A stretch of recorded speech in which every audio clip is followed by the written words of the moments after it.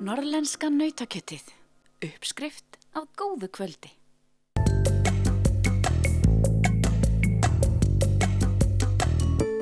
Ferðaþjónusta á Langanesi hefur eflst nokkuð á undanförnum árum rétt eins og annar staðar á landinu. Hótel Norðurljós á Raufarhöfn er rótgróið ferðaþjónustu fyrirtæki og gegnir því mikilvægur hlutverki í ferðaþjónustunni á svæðinu. Herbergin eru 15 og húsnæði býður upp á stækkun hótelsins. Frá Raufarhöfn er stutt í ýmsar náttúruperlur á Langanesi. Sveitafélagi Norðurþing átti hótelið en seldi það snemma á þessu ári. Kaupendur voru 2 samhentar fjölskyldur. Byggingin sjálf er sögufræg. Þarna var verbúð á síldarárunum og oft líf og fjör rétt eins og í dag.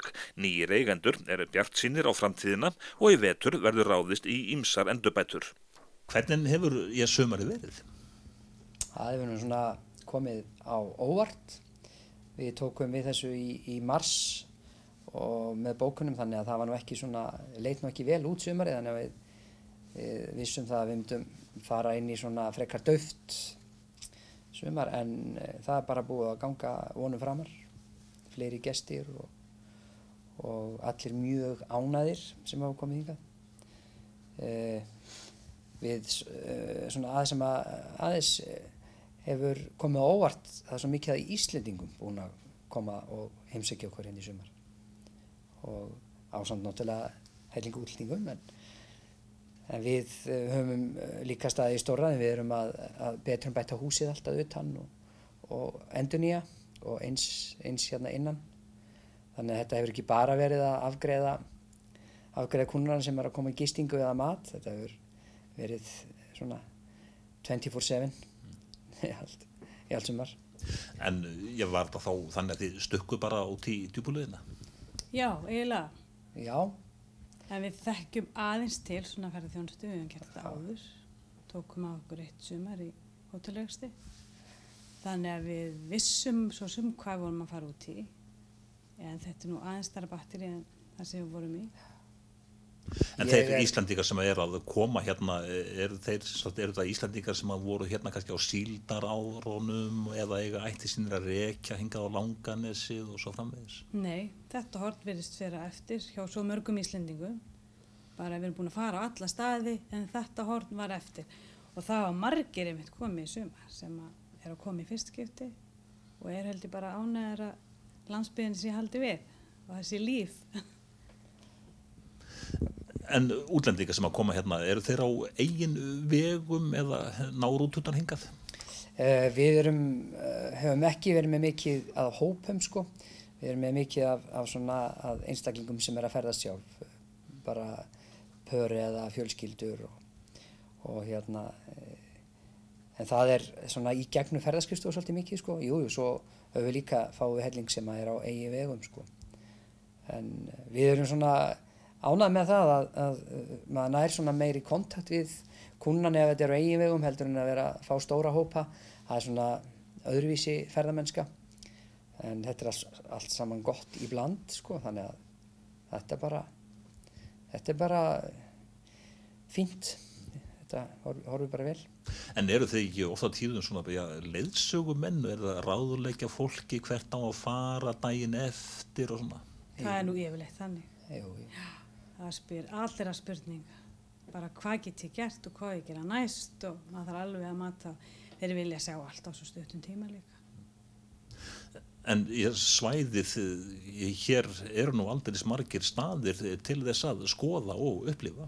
Já, alveg. Í vor var mikið fuglaskoðun. Það er ótrúlega margt sem er að skoða hérna í þessu næsta nágrenni, sko. Og svo erum við náttúrulega bara alls ekkert langt frá megatúrisma hérna á Norðurlandi sem Mývatnssveit, sko.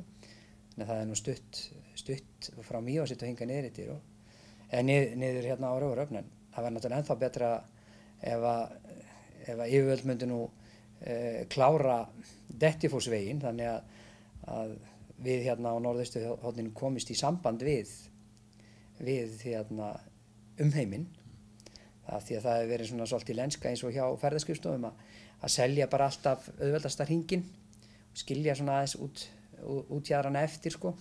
Þannig að það er svona bara meira fólk sem er eigin vegur sem er að uppgötva þessa út í aðra og komast úr megatúrismjörnum í róligheitin sko. Þannig að það er hægt klárlega að markaðsetja landið betur. Já. Já, mun betur. Að mínum að er markaðsetningin með ferðamenn stýrt svolítið vitlaust. Stýrt á allt og fáa staði og allt og mikið af fólki á þeim stöðum. Maður heyrir það alveg á útlendingunum sem að koma hérna að þeir fá svona dálítið sjokk þegar þar sem þeir eru búin að vera áður, svo koma þeir hingað í róliheitinn og þú veist, finna það á loksins að þetta er til það sem þau voru að leita. Þau voru ekki að leita að því að standa í biðröð einhvers staðar og skoða það. Er það þó jafnvel kannski þannig að fólk kemur hérna og er búið að bóka 2 nætur og það kannski framlengir jafnvel bara döruna? Já, það hefur komið fyrir. Það er bara, búið að koma þó nokkuð oft fyrir. Já. Og sem betur fyrir höfum við yfirleitt getað að redda því, þannig að við geta verið lengur heldur en til stóð. En nafnið Hótel Norðurljós, hér eru nú aldeilis norðurljós. Já, hér eru sko dansandi norðurljós bara allan veturinn. Og þegar byrjuð sko, núna í september, strax í byrjun september. Já, þó að sé núna bara rétt komið fram í september að norðurljósin þau eru bara nú þegar orðin nokkuð áberandi. Já. Já, það var í fyrrakvöld til dæmis, lyftandur norðurljósina. Ég segi nú svona bara svona til skemmtana, ég segi að sko við eigum norðurljósin, við erum nyrsta þorp á landinu, á meginlandinu, þannig að ég segi að við eigum norðurljósin, við lánuðum bara svona annar staðar. Hérna verið aftan okkur, er nú stór pallur, það er nú sjálfsagt ekki amalt að setja hérna á síðkvöldi og þá fylgjast til dæmis með norðurljósunum.